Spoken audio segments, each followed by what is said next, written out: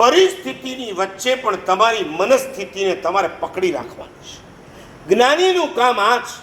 પરિસ્થિતિ ગમે તે હોય, મારે મારી મનસ્થિતિને છોડવી નથી. મારી મૂળ વાત આ છે.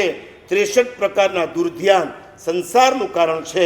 પણ હું તમને કહું, 63માંથી 62ને બાદ કરી દો.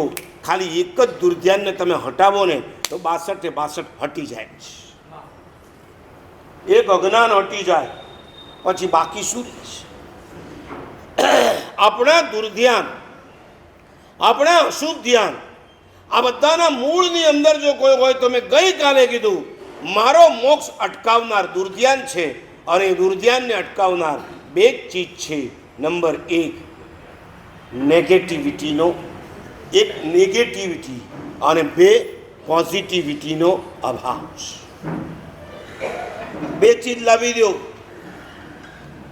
નો નેગેટિવિટી અને નંબર 2 બી પોઝિટિવ. આ બે ચીજ આવી જાય પછી તાકાત નથી દુનિયામાં કોઈ તમારો મોક્ષ અટકાવી શકે. આપણો મોક્ષ કોઈએ અટકાવ્યો નથી. આપણો મોક્ષ આપણે પોતે અટકાવ્યો છે.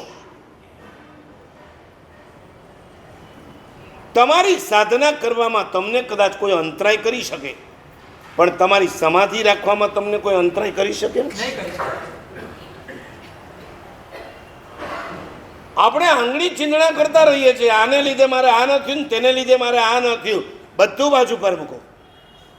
તમારી સમાધિને ડિસ્ટર્બ કરનારા તમે પોતે છો, બાકી કોઈ નથી. તમારી નેગેટિવિટીએ તમારી સમાધિને ડિસ્ટર્બ કરી નાખી.